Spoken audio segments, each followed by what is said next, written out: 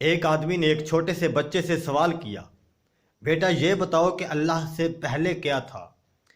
اس چھوٹے سے بچے نے بہت ہی پیار سے کہا، انکل آپ مجھے 1 سے لے کر 10 تک گنتی سنائیں۔ اب اس آدمی نے، اس شخص نے گنتی پڑھنا شروع کر دی۔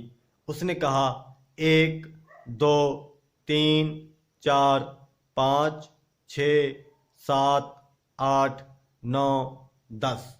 اب اس بچے نے کہا، انکل آپ مجھے یہ گنتی الٹی کر کے سنائیں، یعنی اس گنتی کو الٹ پڑھیں۔ اب اس آدمی نے اس گنتی کو الٹ پڑھا، کہنے لگا 10 9 8 7 6 5 4 3 2 اور 1۔ اب بچے نے بڑے پیار سے کہا، انکل 1 سے پہلے کیا آتا ہے؟ تو اس آدمی نے کہا، بیٹا 1 سے پہلے تو کچھ نہیں آتا۔ تو بچے نے کہا، انکل پھر بات پوری ہو گئی، آپ کے سوال کا جواب مجھے مل چکا ہے۔ جیسے 1 سے پہلے کچھ نہیں نہ آتا، اسی طرح اللہ بھی ایک ہے، اللہ سے پہلے بھی کچھ نہیں تھا۔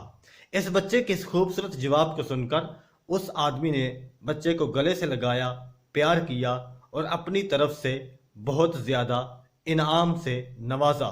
تو احباب زیوکار، اگر ایک بچہ جانتا ہے کہ اللہ ایک ہے اور اللہ سے پہلے کچھ نہیں تھا، تو اس بات پہ ایک مسلمان کا عقیدہ مکمل ہونا چاہیے اور اس کو مکمل یقین ہونا چاہیے کہ اللہ وحدہ لا شریک ہے، اللہ سے پہلے کچھ نہیں تھا۔